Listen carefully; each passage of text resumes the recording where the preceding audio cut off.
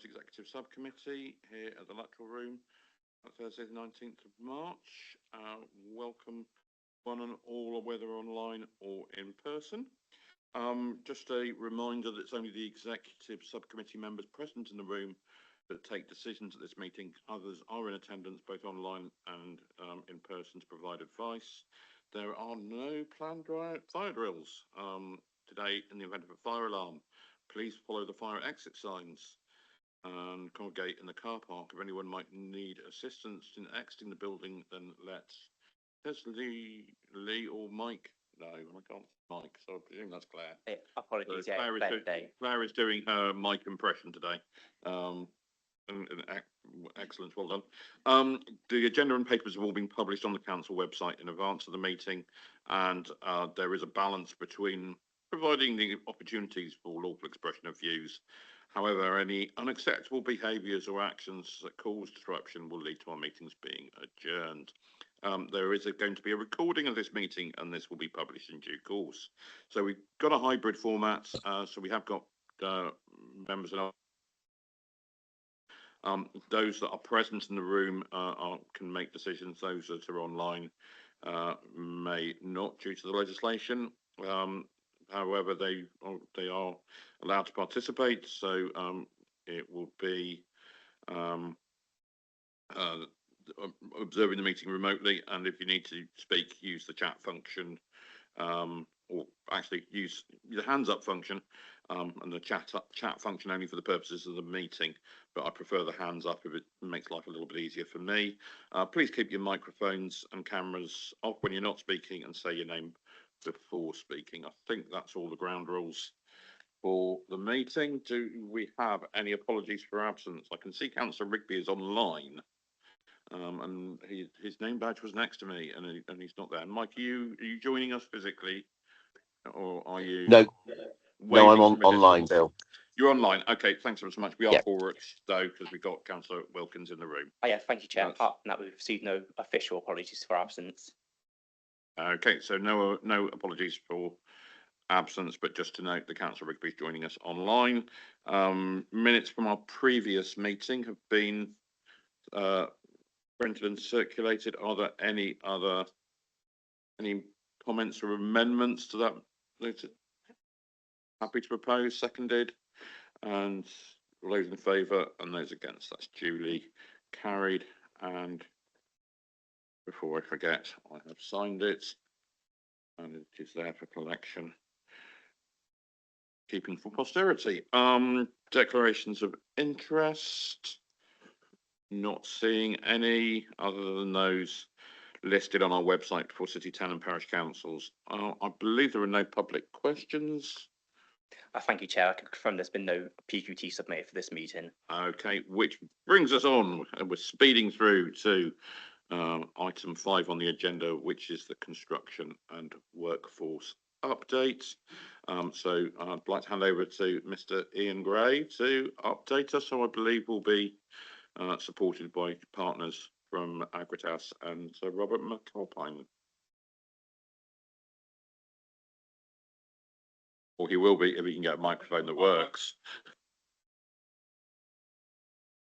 Go on, there we go. So yes, thank you, Chair. And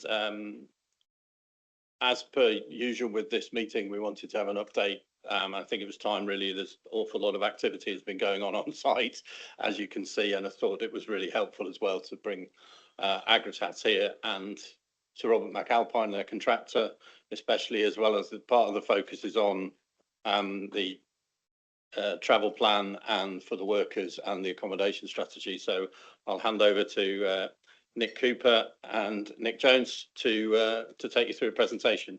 I will be the person that I think advances the slides. So finally found my job. We'll talk at the compare. Oh, thank you. Compare. I think we'll call that master of ceremonies. So if the slides are not working, it's completely my fault. Or ringmaster at the circus. I'm not quite sure which is more appropriate. But Ian, I'll try and share my screen and see what happens. Thank you.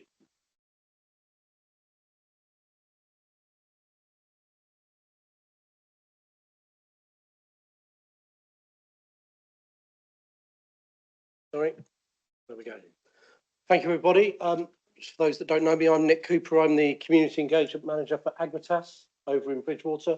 My colleague Nick Jones here from McAlpine is the Programme Director for Building 1, and he'll cover the workforce and travel issues later on. I'm just going to give you a very brief update on construction progress on site.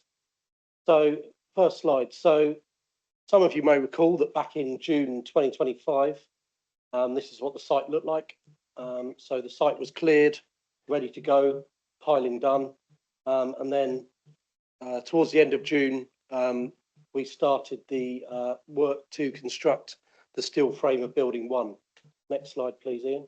And that's where we are today. This picture is actually a few weeks out. So there's probably there's a bit more progress on that as well. So made really good progress on constructing the steel frame Building 1. Since that picture was taken, the cladding work has started as well. So there's cladding on the walls and roofs starting as well. Various other ancillary buildings have also started to take shape in terms of the steel frame. And you can see just beside Building 1 there, the platform for Building 2, when that eventually gets going. That's actually being used as a car park for our new offices, temporary offices that have opened on site just a couple of weeks ago. Next slide, please, Ian. That just shows you a different angle. As you can see, huge amounts of work taking place across the site in terms of ground clearance, drainage, access, all sorts of things happening. But the key message is that we have made really good progress on Building 1. Next slide, please. And then further to the east of the site, you can see the platform for the National Grid electricity transmission substation. That is due to start work this year. So that site is ready. They've started doing work on some of the wires and the pylons. And just in the foreground, you can see the infrastructure that's being put in for what we call the interim power supply. Still a major power supply, but that is the work that's going on. And there's discussions ongoing with the council and others about connecting up the high voltage cables to link that into the substation network. So that will be in place sometime this year. But the big power connection, the substation that National Grid are building, that will take approximately 2.5 years once it starts. So it should be ready by the end of 2028, roughly. Next slide, please. This is just a snapshot of some of the businesses and contractors that are working on site. As you can see, some of these have been involved quite some time. Astron, Kelston, JD Pope, they've been around for years. Ecology Solutions have been working on the site for many years. Stantec have been involved, as have their predecessor companies in the local area. And then at present, you have obviously Swansea McAlpine in charge of Building 1. But in terms of local businesses, just wanted to highlight Roberts Waste, based in Bridgewater, Hopkins Concrete, also based in Bridgewater, and Wincanton. And you've got Churngold, which are based up near Avonmouth. And that's Jay's Transporter in Highbridge. So there's a lot of people involved. And something I always point out to people is that we're really at the beginning. We've only just started work on this site. So there's a lot more work to do, many years of it to go. Next click, please, Ian.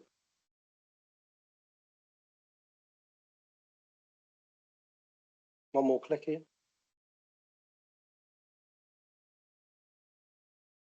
I think they've frozen slightly.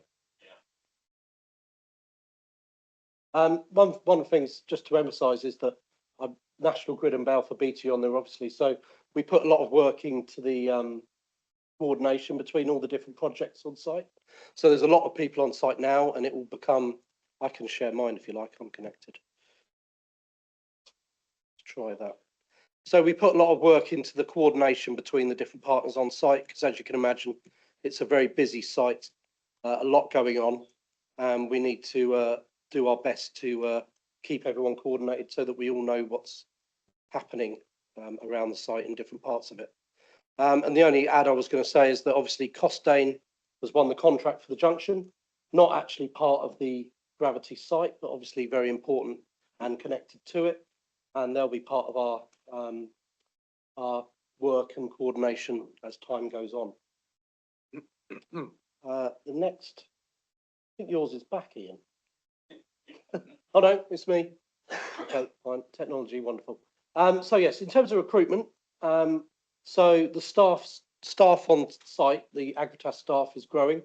The management team and the project managers, designers, are increasing fast. But the key change this year is that we're actually starting the main recruitment for jobs in the actual factory itself when it opens. This week, we've launched our Register Your Interest campaign. That's the QR code there. So that allows people to upload their CV to the area that they think they're interested in terms of their skill set. And there's been quite a good response so far. Several hundred people have registered just in the last few days. They're going through those to work out where they're all from, but they're pretty pleased with the response so far. And obviously that skills and training link with UCS College Group that Matt will talk about in a minute is crucial to that. Slight delayed reaction, but there we go. And one of the things that I've been working on the last year with Sir Robert McAlpine and others is the outreach to the local community. So there's been a lot of work with local schools.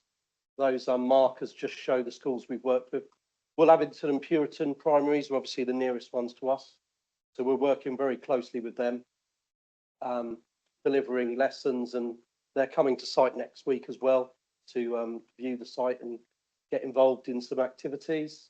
We're also been to see Willowdown Primary a bit further away, Northgate Primary in Bridgewater. And in terms of secondaries, we're at Chiltern Trinity just Tuesday this week, doing a day of lessons on their for their Eco Summit Day, and at Haygrove School the week before last at their careers fair, talking to the kids there as they prepare for their next step, many of which will no doubt end up at UCS down the road. So we're working closely with the Futura Academy Trust and the other schools locally to share resources on the project, battery technology and science, to get that early engagement with the people who are going to be working at this site in the decades to come. In terms of community and business engagement, next week we have our Open Doors construction events. So we're opening up the site to the local community. We've got 3 sessions for the public, which are very nearly fully booked. And we've got a secondary school day, again, for Chiltern Trinity, 2 groups of year 7 coming in, and then a primary school day where Will Abington and Puriton come in, as I mentioned.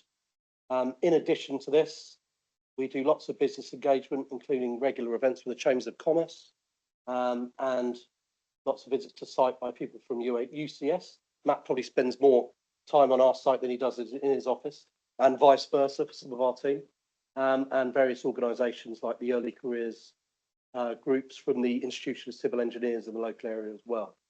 So there's a huge amount going on. And I will hand over to Nick, who will talk a bit more about the construction workforce planning and accommodation. Is there any questions for me before we pass on to Nick? There's time for questions at the end. Unless there's anything specific, I think it's probably best to handle I'll hand over to Nick, and then we'll do it at the end. I've just a couple of things I just want clarification on, or rather just get things on the public record, because I can often see Mr. Mumby in the room scribbling away. Okay, thanks, Nick. For those that don't know me, I've met some of you before. My name's Nick Jones, so I'm Programme Director at for Sir Rob McAlpine. I've been on the project just over a year. Look after a lot of the pre-construction work streams, including town and country planning. So what I want to cover primarily the accommodation strategy, which Ian felt would be useful to update people on. Under the LDO, which we operate, we have the Demolition Construction Environmental Plan, which is all around how we act and operate on the site in a sustainable fashion, and obviously covering compliance and our statutory obligations, but also looking beyond that to the positive impacts that we can bring, and mitigating perhaps some of the negative impacts or potential negative impacts around transportation to site, lots of transient workforce in the area. And I think particularly pertinent to this project, certainly in my career, I've never, I guess, being hauled over the coals is the wrong expression. We've been tested and challenged by Somerset to make sure that that we understand the lessons learned, particularly from the impacts of Hinkley Point C and other larger projects in the area. So some good practice there.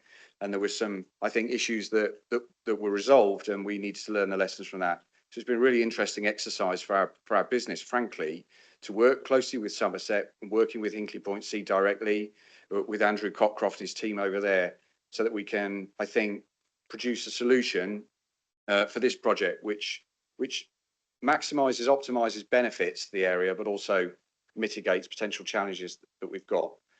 And I'll start by saying that our project's very different to Hinkley, as you'll see from our resource curve. We're here for a short time, and our workforce maximises during next year at sort of just under 3,000. Hinkley are here for a longer time, and they're climbing up towards 15,000 on site. So we have to set some scale to this. Notwithstanding that, there's a lot of people that are going to come to the area who will need accommodation. So we set about working on the construction workforce accommodation strategy. So that's the cover of the document you can see in the top left. And we worked, I think, quite rightly with Stantec on that. Stantec, their expertise in terms of transport data and crunching the data to give us the right sort of geographical solutions was very important. And I think with their relationships and the establishment they have in the area and the working relationships with the council, their background knowledge of the context of the LDO has been extremely helpful. So we've done this together. On the middle of the slide is a table which basically explains the 3 phases of work. And we've just started phase 2 effectively. So last year, as Nick has explained, and you've seen on the diagrams, we had up to about 500 people on the site day to day at peak. And that was concluding the piling, erecting the steelwork, mobilising for cladding and some of the infrastructure that surrounds the project as well. So that's stormwater drainage, a lot of work we've done with the Environment Agency on establishing the positive drainage, the foul pump rising main, and the incoming infrastructure that will support the project once things start being turned on. Now moving into phase 2, with the cladding going on, it allows us to fit out the internal elements of the building. So we're starting with the concrete ground floor slab, then we start building out block work inside the building and creating the clean and dry room environments, which are essential to manufacture. So it's really until we've got that weather tight seal on the building, we can't start that internal work that's obviously weather sensitive. And the reason I'm telling you that is because that means then there's suddenly more people are acting on site, and our workforce will climb towards the back end of this year to a maximum we think of about 2,900. And then as we move into phase 3 from spring next year, the commissioning work will start. A lot of the heavy construction work, heavy lifting will be concluded, and the resource profile will ramp down pretty quickly. You move on to the next slide, Nick. So I'll show you what that resource profile looks in a bit more detail in a minute, but the graphic to the right kind of gives the illustration. So when we set about working on the accommodation strategy, we obviously took our brief from the council to sort of understand the kind of areas that the report and the conclusions and the recommendations should cover. And this was what we set out and agreed with Somerset. First of all, to look at the demand. What's our construction workforce profile look like? And I'll show you that in a minute. But also, of those 2,900 people, not everybody is going to need accommodation, okay? As Nick said, we're recruiting locally. We've got 4 or 5 apprentices now in the SRM organisation that are local people working on all sorts of things from digital design, administration, document control, and so on. So it's important to set out that we've made an assessment that of the 2,900 people, we think a maximum of 58% of those would need some accommodation during the week. And that might be management needing 1 day away from home in the week because they're commuting like I do from the other side of Winchester. So I tend to stay down 1 night a week. And so it's 1 hotel bed a week. So we think we're looking at bed spaces to accommodate just shy of 1,700 people at peak. Then we had to go out and look at supply.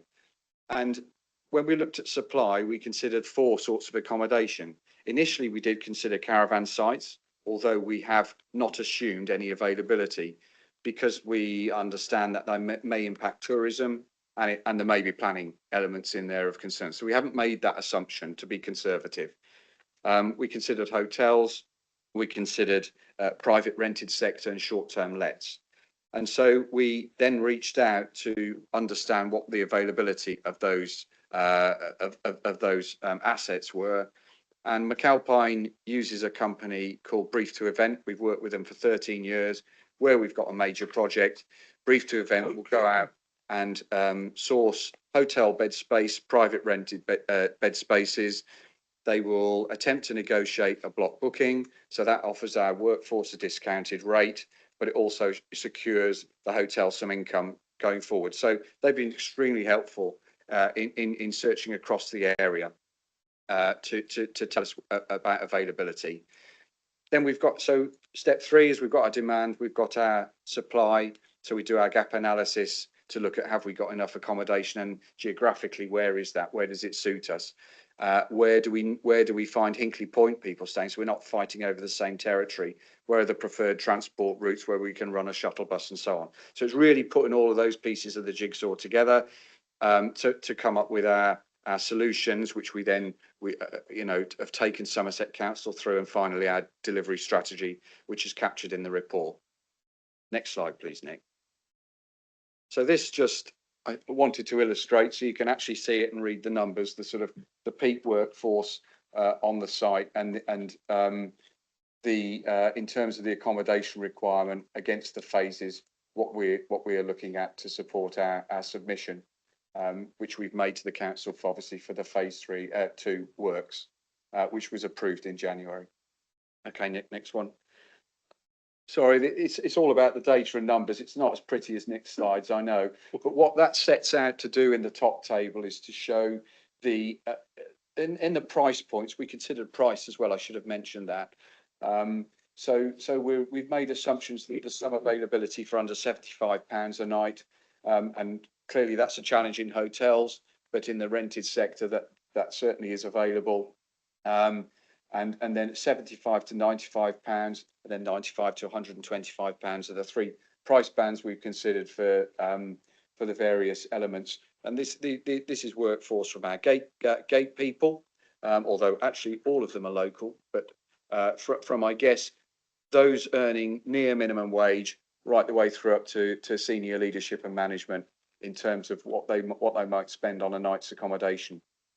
And what that gave us and the totals was availability. So we've got, in terms of rented sector, we've got a total of just under 8,000 bed spaces available at the point in time that we carried out the study. We know those numbers will vary if we took the same approach today, but not radically change. So that gives the availability. And we looked at at our requirement, which was it was 1,693 bed spaces was the number we took at 58% of the accommodation of the workforce needing accommodation, and we challenged that against the availability numbers, and that gives us a residual availability supply, as you can see there, in the 70s, 80s, and 90%. So we were quite extremely satisfied that the accommodation in the area would support our project. So what do I mean by in the area? Nick, if you could, sorry, flick to my next slide. We attempted to search for solutions directly away from Hinkley Point, but in concert with John Fellingham, looking at the M5 corridor in particular. So areas around Taunton, as far down as Exeter and up towards Weston and south of Bristol. We kept the travel radius to 45 minutes commute, and we don't think it's reasonable to expect people to travel daily further than that. And with Brief to Event, obviously, what we've got the ability to do is all of our trade contractors, as they come on board, and as Nick says, that's growing at the moment. In their tender documents, in their contracts of appointment, they are guided towards Brief to Event, who will solve their accommodation solution for them. In effect, we've done their homework. They might have a workforce of potentially 50 people who need accommodation in the week. Brief to Event will help them, and Brief to Event are clustering people in areas so that we can then run shuttle buses to the site. So we're ensuring that those accommodation areas have appropriate parking. And we're ensuring that where we can get workers together, we will get them together so that they can come in their minibuses, or we can shuttle bus them in to avoid traffic on the network. We are very aware of the fly parking issue, which the report touches on as well, from Hinkley Point C. And we've put two things together to comment. Obviously, we will look at any complaints that come in and treat those very seriously. We have warned people on the site that if there's any concerns around parking, fly parking, or if people are renting houses and parking 8 big white vans outside of it in a residential crescent somewhere, it's not acceptable. And we've drawn up a behavioural charter, again with Somerset's help, to set that out for every member of our workforce. So there's guidance there, and it's not just transport, it's about general behaviours and respect for the community where you may be renting a property around litter, behaviour, language, noise, and so on and so forth, as you would expect. So we're just at the beginning of brief to event, making positive contact with contractors. We're not waiting for them to come to us. We're saying to them, we have an agreed accommodation strategy with Somerset Council. This is how you go and find your accommodation. We know that some suppliers will have their own preferential agreements with hotel. They might have an agreement with Premier Inn and so on. That's fine if we can understand it and understand the geography of that, so that we can work that within the accommodation strategy, and we can report the same to Somerset Council as we're duty bound to do as we move forward. So I think we're starting to find our feet in terms of contractors coming on board, speaking to brief to event directly. The clean and dry room contractor is looking for 60 bed spaces, and they're working together to get them located into the right area. I would just add that we're not avoiding Bridgewater. We know there are Hinkley Point C people there, but the hotels have been in contact with us and said they have available space. We know that there is a need to provide space for tourism, and so we're working with the hotels to ensure that that is still accommodated. But clearly, where we've got availability in Bridgewater at the moment, it's wise to use it because it's just further less mileage on the road network. So we're walking the walk, trying to get the right balance with that approach.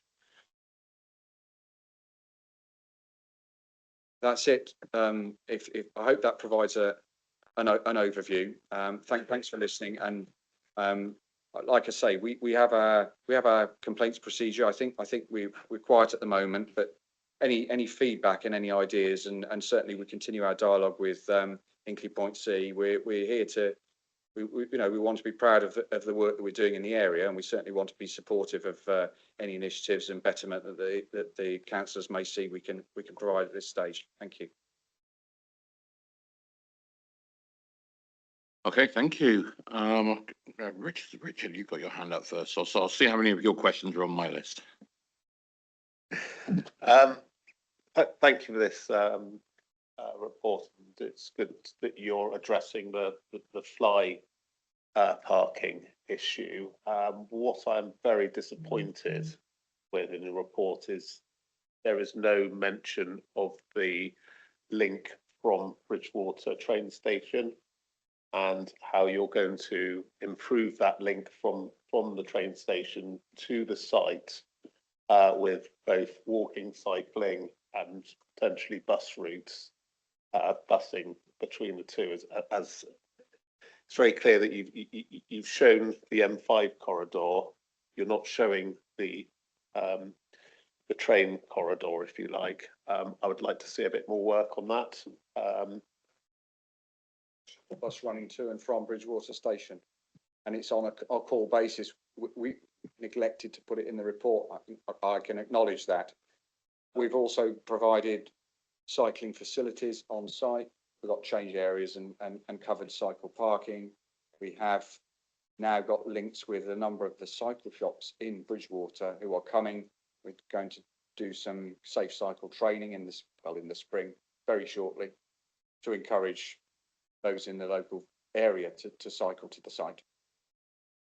Yeah, no, I just noted it was missing from the report. It's actually a really important aspects for all of us here in Somerset Council, and I'd like you to work very strongly with the train station to provide the same sort of cycle parking availability so that people can go simply from your site to the train station easily, and not be worried about parking, having a bike parked up.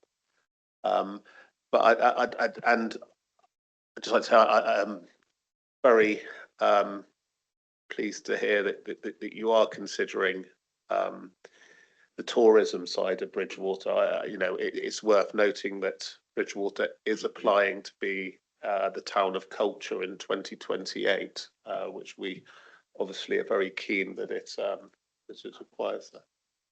Sorry? So, as are other towns in Somerset, and we love them all equally, so let's not give a preference.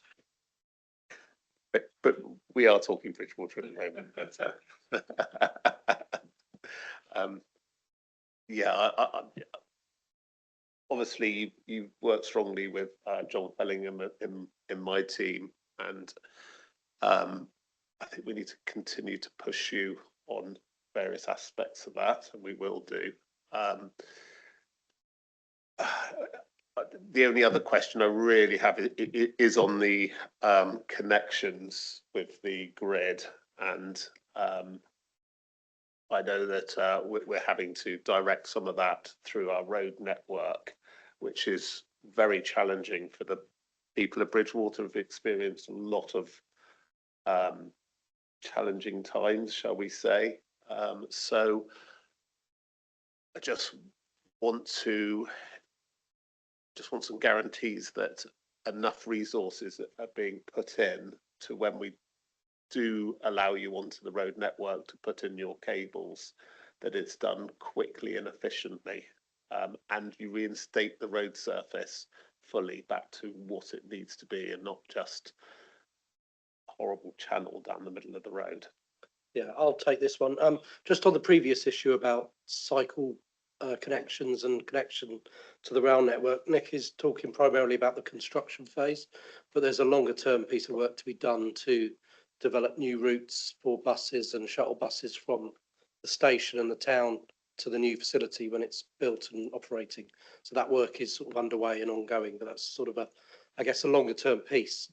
But in terms of your question just now, I'm part of a group that works with John and the rest of the transport team to agree the communications and the logistics for the roadworks that's going on. We're about to send out some information about some forthcoming roadworks in Bridgwater starting at the end of next month, but we've got the communications in place, so the executive and others will be receiving that very soon. But they've also come up with a plan to turn a 4-week road closure into a 1-week road closure and then a period of light. So there's a lot of work going on to try and minimise that disruption. And then in terms of reinstatement, we're agreeing with John and his team exactly what they want done. So if there's more work to be done soon afterwards, then there's one set of reinstatement rather than an immediate reinstatement that then gets dug up again. So we're very much plugged into all of those issues. Thank you very much. Thank you, it was interesting, and thank you to Richard for picking up on active travel, particularly on rail travel, which, as Richard has made really clear, is important to all of us. I just wanted to ask some questions, if I may, about the working hours while you're during the construction phase, compared with the working hours when you will be manufacturing, and just wondering really how that might impact on the road network during the construction phase. So my understanding was for manufacturing that you will have different start and finish times for different groups of employees. Okay. In terms of the construction working hours, then at the moment they're roughly 7 till 7 Monday to Friday, 7 till 5 on Saturday. Yeah. Yeah. And then Sunday working occasionally, but not all the time. They are agreed obviously with the EHO team as and when they need to change, and that's regularly reviewed. In terms of the actual working on site when the factory is operating, it's going to be a 24-hour operation, but there's a number of different shifts. And as I said, there's going to be work to try and get sensible, sustainable transport options for everyone. So not everyone will be able to drive. There won't be enough space, but there will be shuttle buses and various transport options there. But that's probably a longer term piece that we are working on closely with the council going forward. I'll just come in just to say I represent Street, which is on the A39, as you'll know, and there are lots of concerns along the A39 corridor, particularly in villages like Walton and even more Ashcott, which is a really difficult piece of road, particularly for heavier traffic. So understand that most of the construction traffic is coming down or up the M5 rather than on the A39. But I would just ask you, if I may, please, to consider that concern of residents along the A39 corridor. Thank you very much. You're absolutely right, and we respect that. And it's a beautiful area. I've driven around it and had a look at it, and I can see the problem. And footpaths are narrow. Roads are less than 7.3 metre standards in many areas, and I absolutely register concern. So we've written out to our contractors and recently highlighted, I think there was an incident, it wasn't a truck associated with our project, a recent incident of prosecution in the area, I read in the press. We've taken that and we've given it to our trade contractors and we said, you must come by your designated route. It's now AA signposted.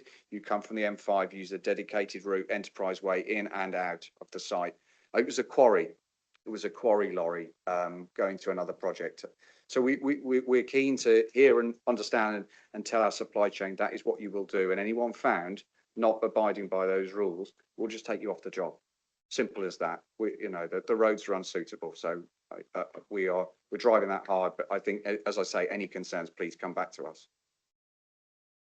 Yeah, thank you for that. We had that concern expressed to us yesterday by the MP for the area, Tessa Munt, who covers the Walton and Ashcott, particularly concerned about the impact on Ashcott and Bath Road along there. So really reassuring that you'll take a robust stance with your contractors on that. So that's really reassuring. Dad, it's important to keep that dialogue going, and I'd be very interested to have that connection because we're a principal contractor. Our primary concern is health and safety of those on site. What a tragedy it would be if we had a traffic incident that hurt a resident or a child or some, heaven forbid, it was connected with the job. We've done all this excellent work on site. So I've impressed on our organisation. We've got to think wider than just the safety on the site. It's just as important. So I think that linkage around incidents or lorries travelling through certain areas, I would be keen to that we have the dialogue there, so I can use these as examples. Yeah, that's absolutely great. I know Tessa would appreciate contact from yourselves so that those channels of communication there, as with local members and of Somerset Council and the parish councils, I'm sure, just so that we've got that good working relationship up front. Just on the parking, the fly parking, really pleased to hear lessons learned from Hinckley, and my goodness, there have been some.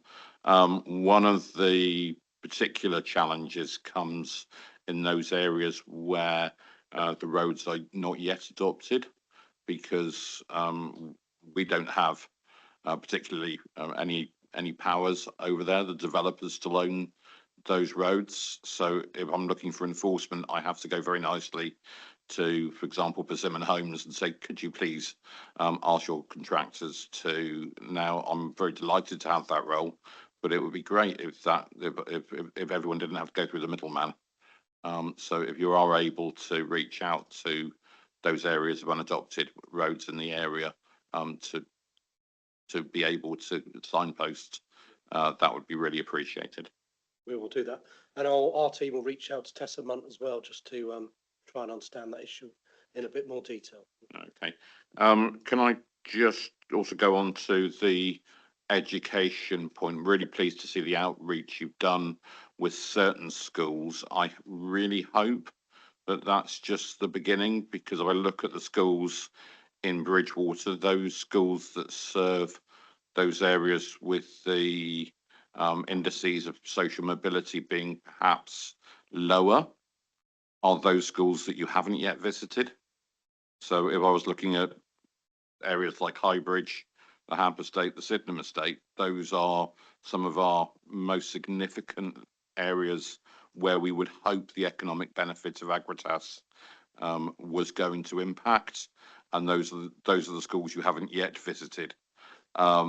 And I'm just curious as to know whether I should read anything into that, or whether you are gearing up, you're practicing, and you're going to have your finest performances in those schools. I would, yeah, you're completely right. This is just the beginning. So the team is relatively small still. I am sort of the education outreach team on my own, I guess, but the team is going to grow very quickly. And when we get to hundreds of people on site, there'll be teams of STEM ambassadors, and there'll be a full programme on reaching out to education institutions around the area. At the moment, we're just focusing on the immediate area, but we will be moving out. And obviously, we work a lot with UCS to, we'll be working with them to develop that further as well. So, yeah, it's just developing at the moment. That's really reassuring. Thank you for that.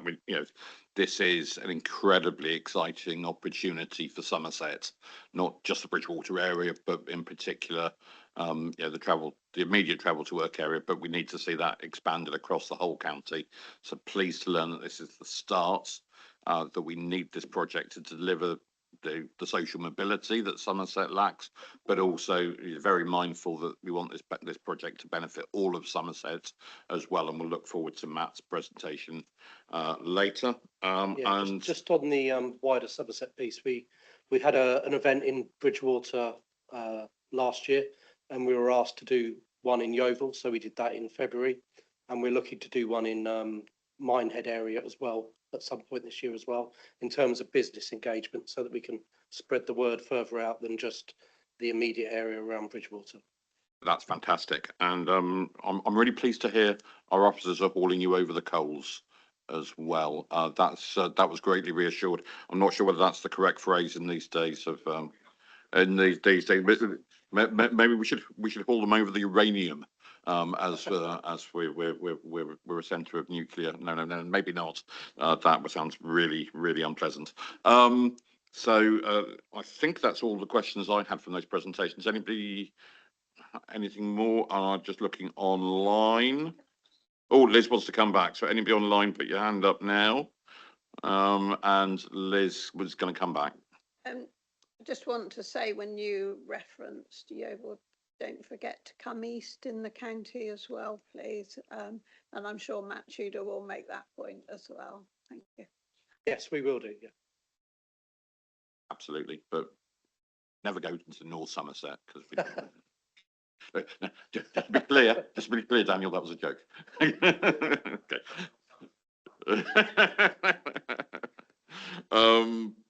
We've got Councillor Ewan Cameron online. Good morning, Ewan. Good morning, Bill. Thank you very much, Chair and colleagues. Thank you very much for the presentation. I have a couple of hardcore refuse collectors and producers here in Glastonbury whom would dearly love to be involved in and assisting with construction towards the far western reaches of the county. How would they best go about putting their hat in the ring to be considered, please? So, thank you. We've got, there's a website. If you look at Sir Robert McAlpine website and the Agratas project, there's a supply chain portal there where the businesses can register their interests. Alternatively, I can leave my email for the record here, and they can contact me direct, and I can put them in touch with Darren Crew, who heads up our support for small, medium, local businesses who want to engage with us. What registering on the portal does is it puts those organisations in touch with all of the trade contractors as they're appointed. So Sir Robert McAlpine are a construction manager on the site. Trade contracts themselves are direct with Agratas. So we might get a block worker called Lee Marley who will effectively, and Nick is sharing the link to the portal now, thank you, online.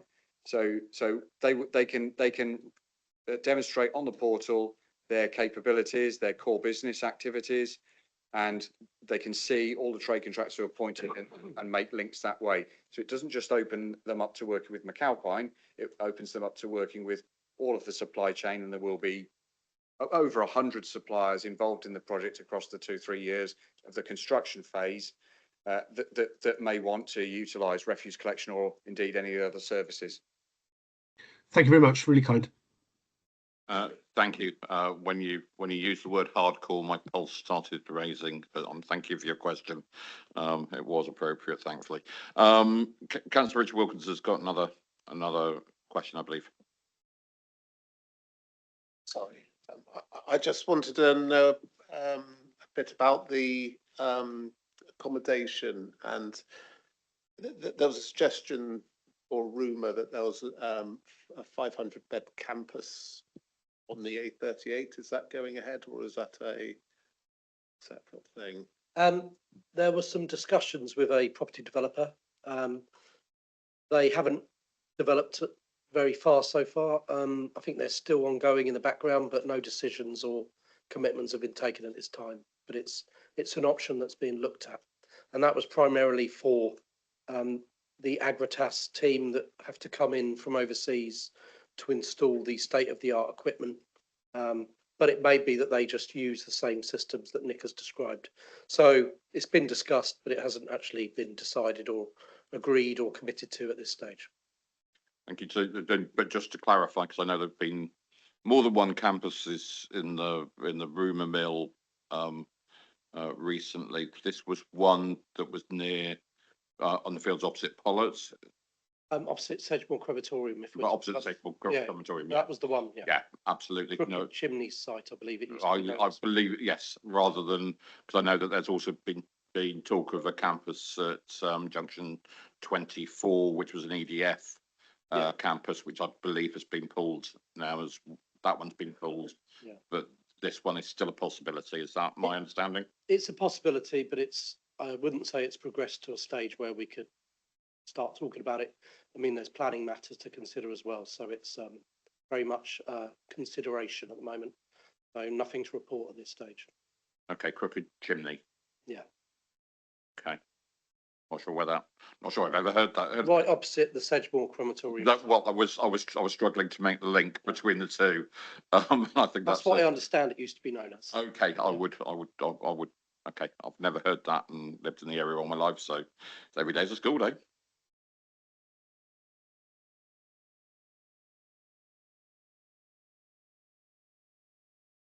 Oh wow, I don't even remember that. My goodness, it must have been a good night then. Okay, I think we've explored everything on that. Not seeing anything else online. Just check, 'cause I'm not on that screen. Nobody else online. Nobody else in the room. So the recommendation, I presume, is just to note the report, which we don't need a resolution for. Nick, thank you very much for your presentation and for updating us, and do appreciate that. And we will move on to item 6, which is employment and skills. So back to Ian to introduce our good friend Matt. Thank you, Chair. Yeah, so clearly one of the key things with investment of this scale is the impact for local people, and we are extremely keen that local people benefit through training and skills, and so there is an awful lot of work going on with the college, with our colleagues in Department for Business and Trade around skills centres and all sorts. So we thought, following a previous presentation by Matt, it would be really good to get an update of where this is going, because there's a lot of work going on and a lot of critical issues to be managed around making sure that we are making that link, especially as you said, with areas of deprivation or wards of lack of social mobility. So I thought it was really important to get Matt here again to give an update, because I think there's quite a lot of positive stuff going on. So having failed miserably because I keep dropping out of the call to share my screen, hopefully it will work this time, but I have other colleagues that may be able to do it, Matt, so but I'll try. Good morning, thank you. I'm really delighted to be back here. I can't remember how long ago it was, but actually the distance we've travelled since is remarkable. And I think I would start by saying that what is a local project is becoming more and more globally significant, with relationships in Sweden and India developing, so that we, the technology that we will be working with and training against will have an amazing upstream lift for all of our local people. So I'm going to take you through where we are, what we've been doing, and really happy to answer questions as we go along. So if you go to the third slide, please, Ian. So as I sort of said last time, our vision for the project is to lead on skills and talent, mobilise and train and develop a world-leading workforce, and build a regional and national capability. There hasn't been a gigafactory in the UK of any significance, and this is our first time again. As I said last time, it's very peculiar that we've got the first generation nuclear power station just over the road from the first generation gigafactory in advanced battery manufacturing, but the lessons learned are incredible. I'm into my 14th year working with Hinkley Point C. I know I don't look old enough, but the lessons learned from Hinkley have been applied in spades here, and I would say this is as complicated as Hinkley Point, but the time frame is probably 5 or 6 times quicker. So the time we had with Hinkley, start, restart, is now not an option. We are going for it. So I'm really pleased we had all of that pain and lessons and learning, and now we're applying them to building this capability and workforce. We all love a graph. Next slide, please, Ian. That graph shows the latest workforce training plan. I'm really interested in late 26 and 27. And obviously the big line at the end would be the adoption of the new sites as a result of the success of Unit 1. There's a lot to do in that short space of time, particularly around onboarding of operators, the implementation of boot camps, and I'll get on to boot camps in a minute because there's been a policy shift which is making that quite difficult for us. Young people into T-levels, pre-employment training, and apprenticeships. So all of that mixed into that amazing workforce recruitment graph. Next slide, please. Absolute Partnership programme, working with colleagues at Somerset County Council, and we've been in lockstep now for what seems like several years. Amazing links with both University of Bristol and the University of Exeter and our local colleges, but primarily I would draw us to the UK battery industrialisation and UKRI. There are literally billions of pounds being invested in battery research and innovation, but unfortunately only 4% being invested into skills. So that you can see the direction that's going. We would say that skills is the thing that is going to make this work. Innovation and research are critical, but actually delivering a workforce that can do this and create batteries at the end is very important. We have significant dialogue with our local provision, whether it's in Somerset, dare I say North Somerset Bill, when we talk to Western College and colleagues, and even sometimes into that dreaded WECA, where we talk to Bristol, etc., because the workforce will come from the broader region. We do love them all. We do love them all, for the record, and it's important for us that we so this project Sedgemoor first, Somerset, and then wider. But as we ramp up, there'll be clearly a set of interventions for all of our community. Next slide, please. So to create the workforce, we've spent a lot of time mapping role competencies and training interventions. These are brand new job roles. They exist in other parts of the world, but they certainly don't exist in the Agratas infrastructure yet. So we're working very closely on what the jobs will be.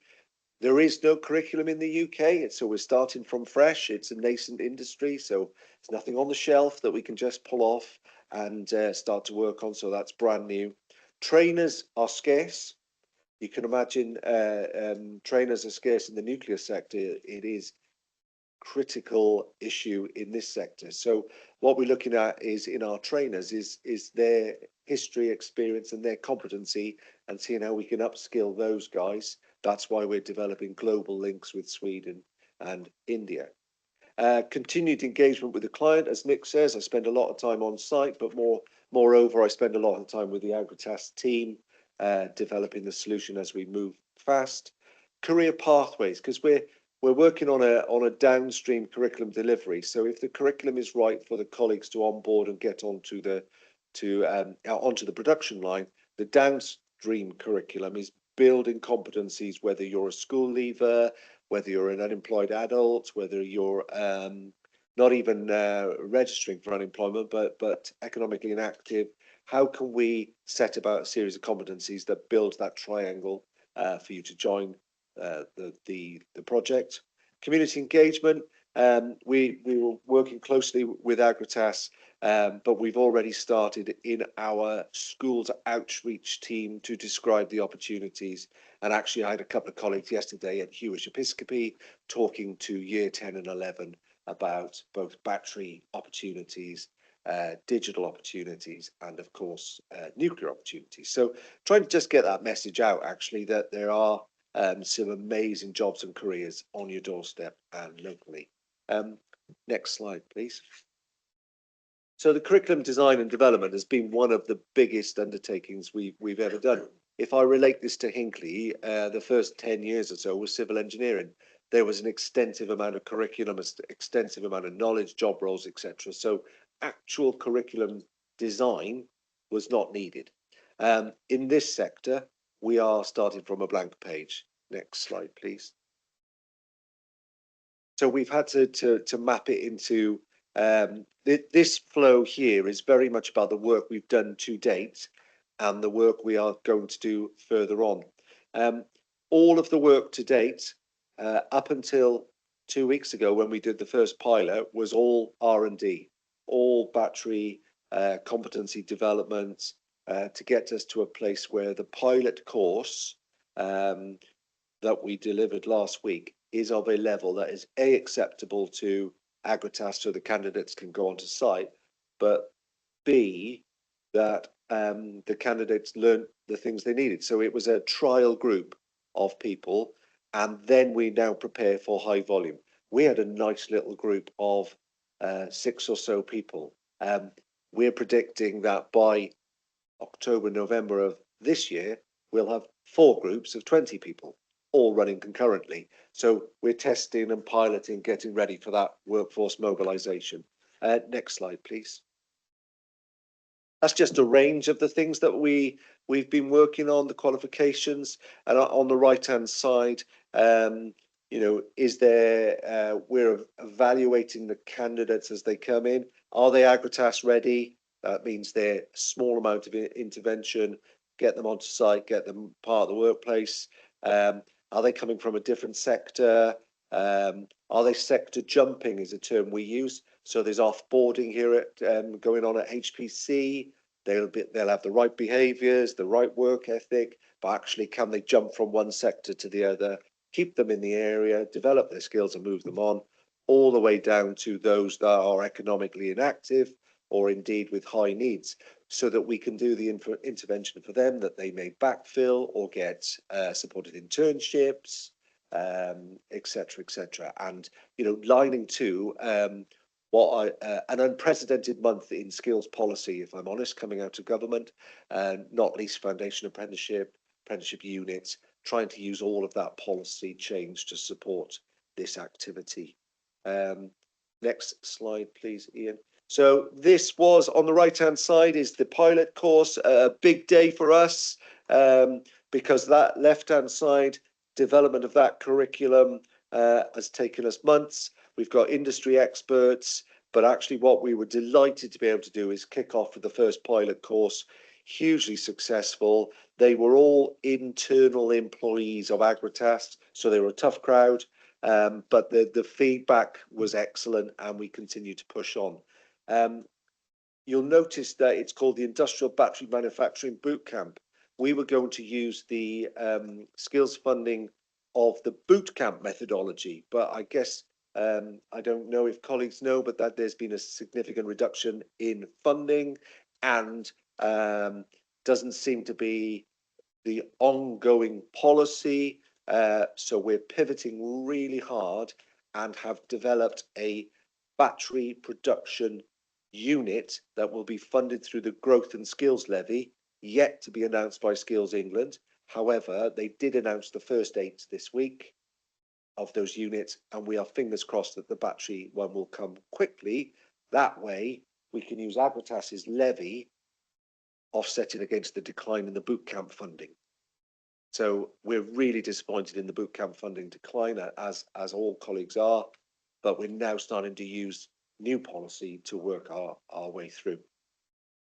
Everybody will go through this bootcamp that starts from the site, because it's not just about battery technology, electrochemistry, it's about behaviours, it's about working on site, it's about health and safety, it's about your community obligations. So it's a broad onboarding programme. Next slide, please. We've also stepped, this is really important because we've stepped into, these are, so on the right hand side in the purple are 4 brand new qualifications that have been developed by us, an awarding body called SIAS, and they will now be available to the whole of the UK. So they can be adopted with our friends up in New Durham College for that project, and any other gigafactory that's due to land in the UK. It was our view that you develop once, use many times. Why would we keep this a secret and not share this with our other further education and higher education colleagues, so it can benefit the battery industry across the UK? It's just a slide, but you can imagine the work that's gone in behind that, validating the qualification, etc., etc. Next slide, please. Really important for us that we get out and engage in the network. So what's next for us, really? It's the apprenticeship programs. We're aiming for our first apprentices to start in 2026. So that would be September of this year. We're developing the program. We're looking to engage a small cohort of between 8 and 10 with Agritas, and then that will ramp up to full utilisation. We would expect 300 apprentices to be working on the site at any one time. We would hope all of those were young people, local young people. Batteries can be difficult things to work with, so there's a huge amount of compliance training, safety, etc. Utilising the Skills and Growth Levy, as I mentioned, and working to engage the sector. It's costing a lot of money to be out and about, engaging the sector and learning from University College Birmingham, Coventry University, New College Durham, Durham University, Newcastle University. The coordination of battery education, training and knowledge across the UK is in the early days, but actually we need to feed off that to inform what we're doing. So if you move on to the training facility, please, Ian, and we go straight to the first slide. We are currently in the midst of applying for the Skills Mission Fund, an inward investment proposal where we're creating a business case. I've been working very closely with Ian, Kinga, Paul, etc., to make sure that there's a value for money, a project that has a wider benefit than just the one client. Those of you know the Bridgewater College campus. What's in blue is a 1980s heavy goods and motor vehicle shed. Yes, we would have loved to have built a new facility, but we are going for a modest facility based on what is available at DFE and DBT. That submission will be in on the 27th of March, and we look forward to the feedback and any monies that will be attached to that for capital investment. Revenue still remains an absolutely critical challenge for us. I've just described to you at length the R&D, the travel, the engagement, the business development. All of that is not currently funded. All of that is being funded by UCS. That's a difficult one for us because we're funding the future of battery workforce for the UK. It doesn't seem right, but there is no revenue coming our way at the moment. There is a small and utterly grateful contribution from the council coming our way, which is fantastic, but it leaves us with a challenge of how further forward we could have been with a significant revenue injection. I wanted to note to the committee as well that UCS has also submitted 2 technical excellence college bids, one for advanced manufacturing and one for clean energy. There will only be 5 of each in the UK, and we saw ourselves as significantly placed to submit those bids. An enormous amount of work to get those in, and I think the council committee members will be delighted that we had a mature conversation with Yeovil College to say we think you're best placed for the defence. Technical Excellence College, they said, we think you're best placed for the advanced manufacturing. Let's not compete, let's collaborate. If you win, we'll support. If we win, you support. And I would say that's, you know, some really important systems leadership for the council to understand that we're working as one provider of what is critical skills uplift for our local people. So fingers crossed for those. They will be announced in the government April, which probably is June, isn't it? And we look forward to moving on with that. Just on the blue blob on the right, that would be a significant investment for us. We'd be delighted, but obviously that depends on the amount of money that is available. And then last 2 slides, Ian, they are a representation of what a battery training facility looks like. That is the Gothenburg Battery Institute, which is a JV between the Gothenburg Council and Volvo. 49% the council and 51% Volvo. So I'm open to investment options, anyone. But I do think it certainly suits the skills workforce. On the left-hand side is the hands-on technical training. On the right-hand side is a realistic dry room that teaches processes, protocols, etc. And just drop down to the other. So you've got all of that facility. So it's not dirty engineering, manufacturing overalls. This is precise, clean, more akin to motorsports, laboratory work. And I think for me, if we can upskill our entire workforce here locally with that skill set, then they're going to be high value jobs for the community. So I'll stop there. That was a whistle stop tour. I'm happy to take any questions. Thank you, as always, Matt, for a very thorough presentation. Do truly appreciate it, and just wanted to express my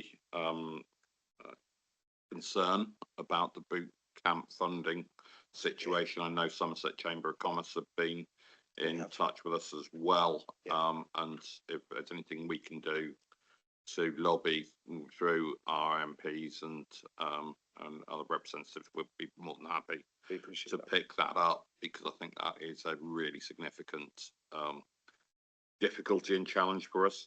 And on a more positive note, can I just say a huge congratulations on that collaborative approach to the technical college excellent bids with Yeovil College. You will know that it's been a long held aspiration to get education in Somerset into that collaborative space. So that we are always adding value, and we're putting Somerset youngsters first to be able to get that training, and for people of all age groups, of course, but particularly for our youngsters, so that we can have that offer locally of some really high quality education and training that means that we keep hold of Somerset's brightest and finest. And really pleased to see the quality of the training and the jobs that will result from that. It's been described as just a sort of like a manufacturing line, and I think it's a fundamental misunderstanding of what's being developed here. This is truly exciting, innovative, cutting edge jobs in at the forefront of technology. And what an opportunity for Somerset that we should be grasping, and we are grasping with both hands. So I'm really excited to see your presentation. Thank you. Thank you. I agree completely. It's one of the most advanced manufacturing facilities in Europe, and we will learn so much from that broader, wider skills will just develop for everyone. yeah, I was highly disappointed to see how it was characterised by some who have perhaps very limited knowledge of what is being proposed here. And I'm really pleased to have that reassurance from your presentation. Any questions from colleagues on the subcommittee? So I'll go to Richard first. Thank you. Really good presentation. I have a couple of questions.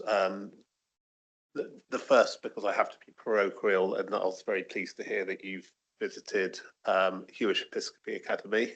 But as a more general question of all schools in Somerset that you've obviously been out visiting, what has been the purpose of these visits? Have you been talking to staff, or have you been talking to pupils? And are you getting the feedback which gives you the confidence that you can build into those schools what you require, moving them forward into the next stage of college? That's my first question.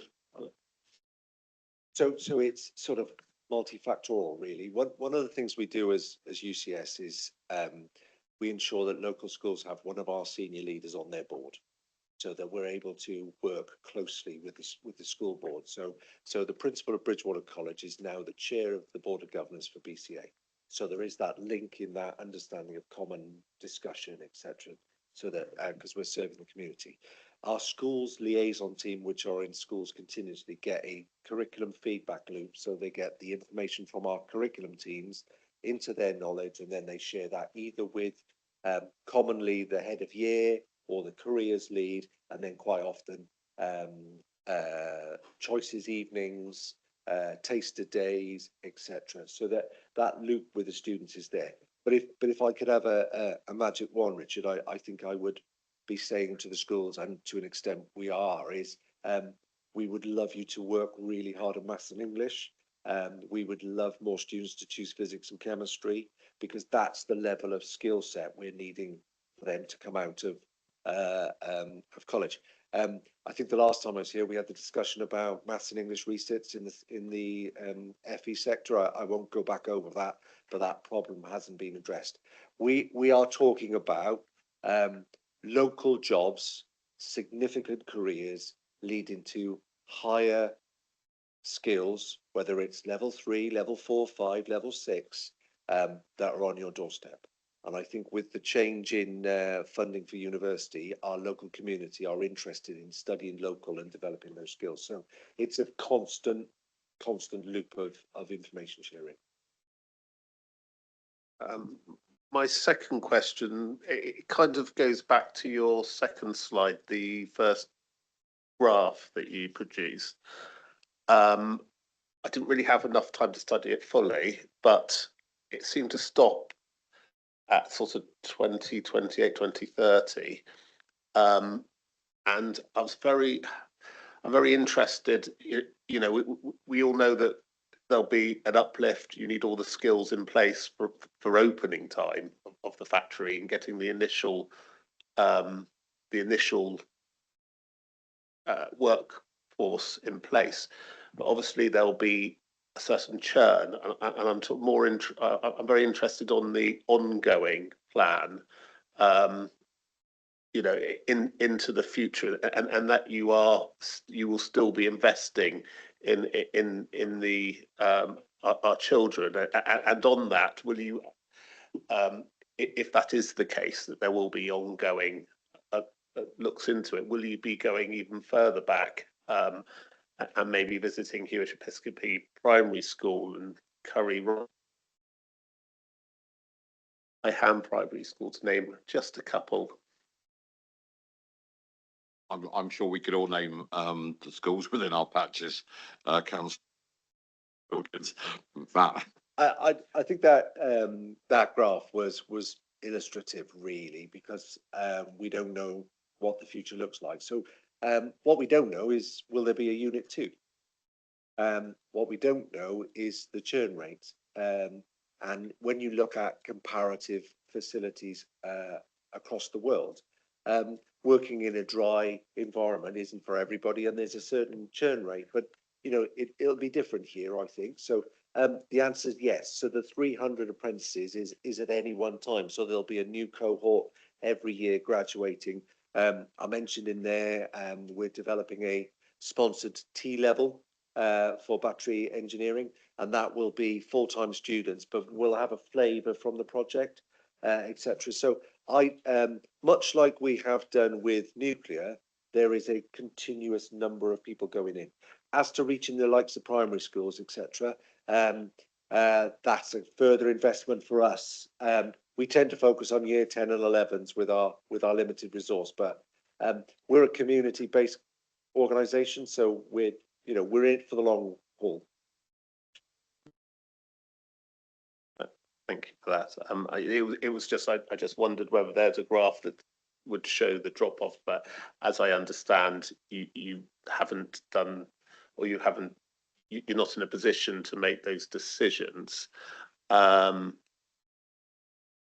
But you are currently invested to putting the infrastructure into our training at that point, and then obviously the future will have to be seen, I suppose. Absolutely, and much like we've done in the nuclear industry, we started with Hinkley Point. Now we're working with the Submarine Delivery Agency. We're working with Jacobs. We're working National Restoration Services. This project will run, and I'd like to think the next gigafactory that comes to the UK will go, well, where do we get our training from? And it'll be locally, and we'll develop it. So yeah, this is a long game. What I showed there is kind of what we know, and to be honest, it's a very similar to Hinkley. We don't know much, so we do work in pulling that together and developing a training program. So, but we're in it for the long haul. Thank you, Liz. Thank you. And forgive me if I need more education. I always do. Battery cell manufacture and battery manufacture. So I understand the cell manufacture is the first bit, and then they will move from the Agratas factory, those cells, to another place in the country where they will become factories. So what I want to go on to ask is, will those new qualifications be the entire manufacture of the battery or the battery cell bit? Is it all one qualification? You go first. Yeah, I'll if you do the sort of where they end up. So what we've developed is a qualification that is almost from what goes into a battery, why does a battery work, how do you make that battery, and then how does that battery get used and the life cycle. So it's a full appreciation of the electrochemistry, the manufacturing process, etc. You're absolutely right. The cell is being made at the site and then over to Mark. Yeah, so the battery cells are being manufactured in Somerset for building 1, which is our first building that you saw images of earlier. That the anchor client for that building, that facility, just that first building is Jaguar Land Rover. So then they then go up to Solihull, correct me? Yeah, that's right, Solihull, and then they get put into battery packs and then put into vehicles there. So that's just for building 1. So for building 2, which is obviously in the future, that may have a different anchor client, and then gradually there'll be a wider market for vehicle battery cells across the country. But Agratas obviously will not just stop there. They have interest in working on battery storage as well. So there's a broad industry ahead, but the initial starting phase is vehicle batteries, initially for Jaguar Land Rover, but then I think the sky's the limit, really. So that's quite a challenge for UCS to kind of future-proof your provision, isn't it? Absolutely, and that goes from continual investment in physical infrastructure, finding the trainers, understanding the technology. All of that is an ongoing cost. But actually, where we are at the moment is we've worked very closely with Agratas and their partners to be ready for this first tranche. There will absolutely be curriculum development along the way. And actually, the technology currently, solid state, whether it's we get rid of lithium and, all of those technological advancements, we'll work closely with, in particular, our university partners, because they're ahead of us in some of that due to I suppose the access to the R&D. But it's going to be for us, if we're still developing that same program that we're developing now, Liz, and we're still delivering that in a couple of years' time, we'll have failed really, because we'll need to keep up and iterate and ongoing. I've currently got 2 academics working on this. I see a landscape of 10 to 12 within the next 18 months. Okay, thank you. Moving to any questions from that are online. Oh, I do. Sorry, Andy, I noticed you're in the room, sort of hidden in the darkness there. Good morning, Andy. Morning. Just a quick question. Obviously with all these batteries being produced, like the next, well, when they start production, you've got 5, 10, 20 years production. What happens to the recycling? Where will they go to be recycled? Because that's probably a key thing, is recyclability. Because we all at home collect our batteries and take them to the local supermarket, who then process them. What will happen to all these batteries? Because you're going to have hundreds of thousands of vehicles on the road will come to end of life. What will happen to these batteries, and who will be responsible for recycling? Thank you. So the end use, I mean, like today, batteries are recyclable, but we've got a team based at our laboratory in Oxford that's doing research and on developing the batteries, but also their recyclability. We're also talking to local companies and national companies that are working on this. But I say, like the rest of the technology, it's rapidly evolving. So it is possible to recycle batteries and get huge amounts of the minerals back out. But, you know, that would be the responsibility of the end user, I guess. But it's something that Agritas is heavily involved in. There is a plan, yes, but it's like the rest of the sector, it's fast evolving, developing all the time. Okay, thank you. I'm not seeing any other hands. No, Matt, thank you. So, oh, Andy, you just caught the auctioneer's eye. Just a quick question about the funding for this in Bridgewater. You want to convert that building? Would Agritas put their hand deeper into their pocket if there's a shortfall? What a great question. So we are working with them to understand the level of commitment to support this, and actually what it is. So the fund we're bidding into, it's contingent on that fund that there is a stakeholder industry investment. On Monday, we are signing a memorandum of understanding between ourselves and Agritas, and Skills England, who's the overarching body for skills, who is sort of pushing the investment fund, has asked for that sort of level of commitment. So I can't put a number on it because I don't know it. I'm not, but there will be an ongoing investment from Agritas. Yeah. I think Matt has answered the question very well. I've certainly heard the money was no object. I don't know about anybody else. That's what I thought. What I heard.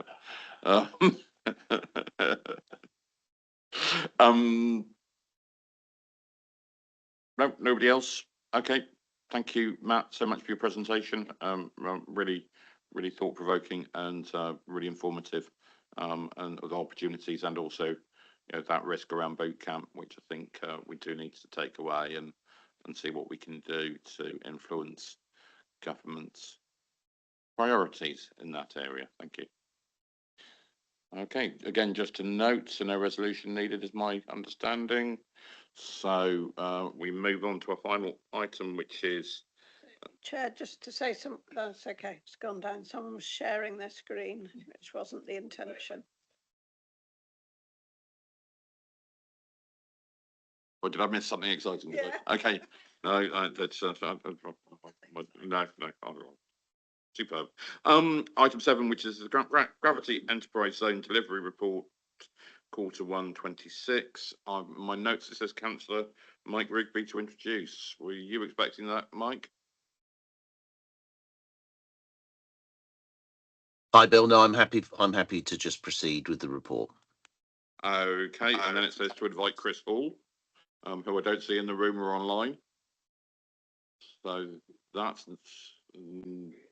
So is it straight to Ian, or is it Paul or Kinger? I think it'll probably be me. Yeah.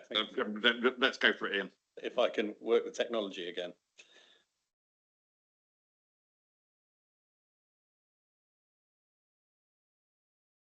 Thank you, Chair. So I will presume that the report has been read. What I'm going to do from here is just give a general update further from, clearly there's always a time lapse between having put the report in and then on a project of this scale of what's going on. So one of the issues I know that has been raised previously is around the risk register and the updates. Just to say that the timing of which happened to be in the sort of middle of all of that. So we've updated the mitigation actions, and that will be reported in through the normal risk procedures and the audit committee, and also we'll come back to this committee in the future. But just to say that has already been updated. So further work that's ongoing. Some of this has clearly been talked about previously, but we now have final agreement signed with DVT for £23.4 million worth of grant, which is towards the local priorities that were seen within the Gravity Investment Plan, which went to executive in June 2024. So that's really good news. And the first claim has been put in, and it's going to be paid within this financial year, which is approximately 3.8 million, which has contributions in it for capital towards the works at the Dunball roundabout, the Bridgewater tidal barrier, and ongoing project management costs.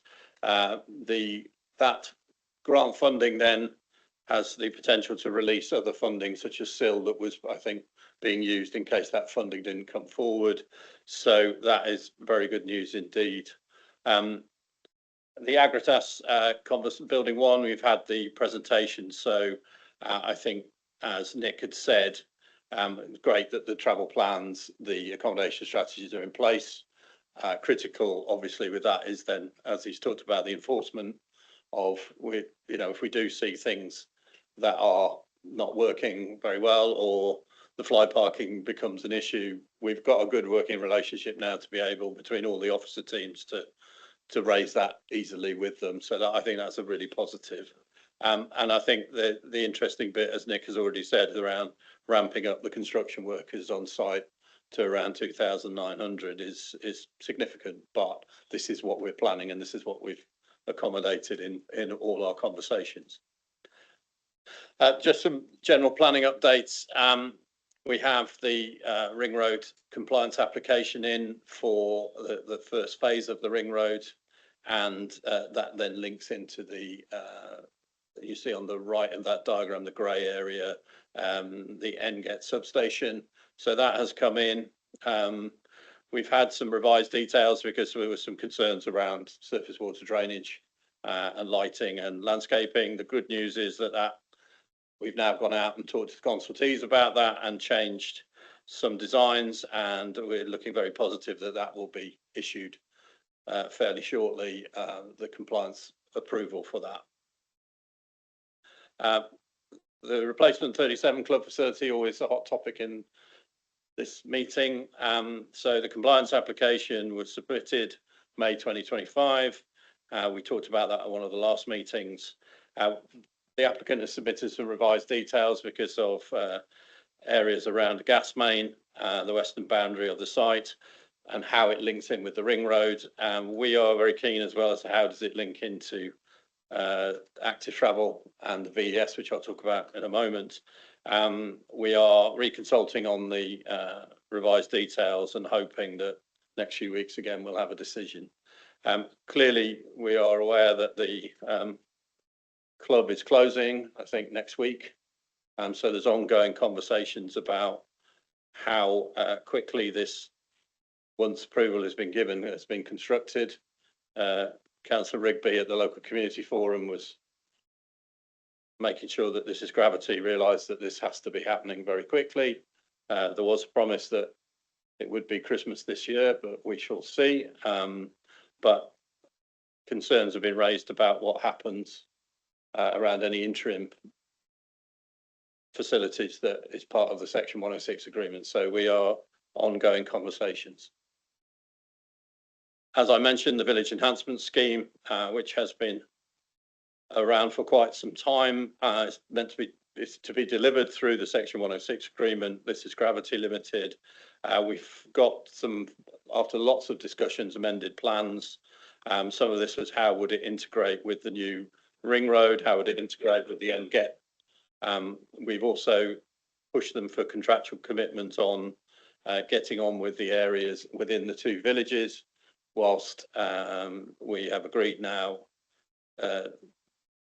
to determine the application fairly shortly now that all this consultation is happening. What we didn't want to happen was everything was waiting for this. So we've got a commitment that they will begin the work within the villages that has already been agreed. And then hopefully when we give positive determination the next few weeks, this will then follow in the phase 1 and 2.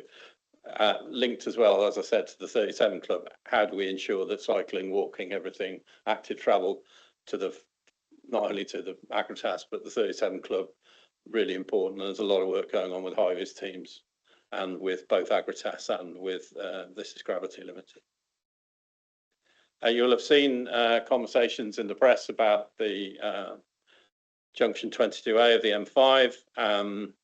So we are part of a number of groups progressing this with National Highways and many of the consultees. We know it's gone through stage gate reviews 1 and 2. It's now progressing to National Highway stage 3. Preliminary design works ongoing. Also looking at the concept design in between, how does the junction fit to the top of the enterprise zone? So all of this is being considered, and you will have seen the announcement that Costain have been awarded the contract to design and build by National Highways. That doesn't mean it's happening. That means they are working on the design with all the designers, and there's a long way to go, but all very positive news that this is continuing. I think the conversation for us was one we're pressing is that this does not mean that we will stop understanding that junction 23 also needs some further work, and anything that is proposed that has an impact on the council network, we make sure that there are additional work. So there's a lot of ongoing conversations around that to not take the eye off junction 23 as well. We've sort of mentioned this before, but NGET substation, and you'll have seen the pictures that Nick's shown. So they have done the preliminary platform and temporary works under what's known as an early works notice. We are in lots of conversations with them around the design of the final bit of permanent kit, which we're hoping fairly shortly will have an LDO compliance application. But it's all, again, a bit like Matt's conversation around timescales. It's all very critical timescales, and there's a lot of pressure being put on NGET to make sure they deliver what they say they're going to deliver in the timescales. As I mentioned earlier, we had the local community forum in January, and we, with the chair at the time, Councillor Mike Rigby, we decided actually we would like to have a sort of community drop-in linked to the community forum, and we had a lot of partners came, including those sitting around the table. Very well received. We had 100 people in before our local community forum, and on the whole, incredibly positive. And actually, some of the conversations around jobs, subcontractors, all of that were coming through that meeting. So it was a real positive event, and something that I think all partners thought was a good idea, and we'll do some more of those. We'll program those in as well. So those are a general update on stuff that is on top of what was already in the report. So open for any questions. Thank you, Ian, for that update. I'm going to ask probably my traditional question, which is, are we any way forwards with the connection to the rail network, or is that not something that's likely to be progressed? Conversations are happening with Network Rail, I know. And interestingly, I was driving along there the other day, and I saw people on the bridge, on the rail bridge. So I was like, oh. And actually, as somebody that has worked inside Network Rail, there were people in orange, which means they are actual rail people, because you have to wear orange on a railway. So as I noticed that at 70 mile an hour was quite sad, really. But yeah, so there are conversations now, how those have got on. And we invite Network Rail into the transport meetings. Sometimes they come, sometimes they don't. They suddenly started taking a bit more of an active interest. So it's one that we continue to follow up with them, but we haven't heard anything definite. But from, you know, I think from a a programme perspective, I think, opening up that path for freight or whatever to come into the site is still an incredibly interesting opportunity. Thank you. The future's bright. The future's orange. I think it was once a slogan, wasn't it?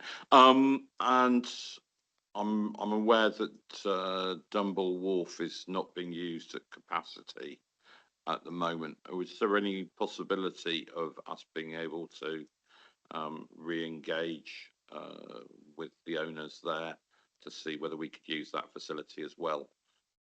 I know that there were ongoing conversations with Enget about the potential of using it for bringing the transformers in for the substation. So I think there are conversations going on. I will check and come back to you how successful those have been and whether that's actually going to happen. But yes, the use of all of these pieces of infrastructure for a project of this significance is obviously a great potential for us and for the local economy, really. So we have to progress all of those. Yeah, I just think both of those are pieces of infrastructure that it would be great to see brought back into use or into greater use, and this project would benefit, I think, from that. Are there any other questions, Liz? Thank you very much. Thank you, Ian, it's been a really informative and interesting meeting. On the risk register, you may be sad at spotting orange, but I'm always really sad at spotting risk registers. And I wonder, when it is updated, could it please be forwarded to all members of this subcommittee? And then I really welcome the funding that you've explained for us, and the fact that will release still monies in North, where there has been a lot of development, but there is a great deal of need for school places, for instance, and particularly because development in North has not been held up by nutrient neutrality as it has in other parts of Somerset. So that's particularly welcome. And then I just wanted to reference and perhaps ask you to talk a little bit more, but we're not asking for a masterclass at this stage, on our revised approach to our capital programme that we saw through the budget setting, scrutiny, executive, full council meetings, and whether you can just give us a relatively simple explanation of that change of approach, please. Okay, so noted on the risk register, we'll send that round, obviously. On the new approach, so clearly we're in commercial negotiations with Agratas at the moment, but the principle of using the benefits of an enterprise zone are what we are progressing. So we are looking at the infrastructure. We need an agreed infrastructure schedule, which we're still waiting for from Agratas as to what is needed. But clearly we will then look to use the benefits of the council retaining the business rates to then put into some form of agreement, that's a grant agreement back to Agratas to pay for that infrastructure. But that infrastructure has to be agreed with us first as to what it is, because for anything in the enterprise zone, the use of business rates has to benefit the enterprise zone as a whole, not just any single tenant. Just a supplementary to that one, is there any visibility on timescales of those negotiations? From our perspective, we'd like to get on with it, but clearly we need to understand what is the infrastructure that is required to be paid for. But also because it is a public sector investment, we have to do a subsidy control assessment with government that goes to the CMA, the Competitions Markets Authority. So we have to submit that as well first. So there's quite a bit of a process before we get to that point. But we want to progress that as soon as possible and bring that through into the council governance to make sure that decisions are made on the complete approach to that. Thank you. And just to add or amplify Councillor Leyshon's point on the Silver North area, in our planning terms, the former Sedgemoor area, the nutrient neutrality issue has accelerated development in that area particularly, and that's a consequence of that has been a lag on infrastructure, and now the loss of the 5-year housing land supply there, which is again creates further issues for infrastructure, and one that we're very, very cognizant of and need to be aware of. Yep, go on. Can we just make sure that we do understand as a subcommittee and as wider membership of this council that business rates work differently in an enterprise zone than they do in the rest of Somerset Council area? And this is currently our only enterprise zone, isn't it?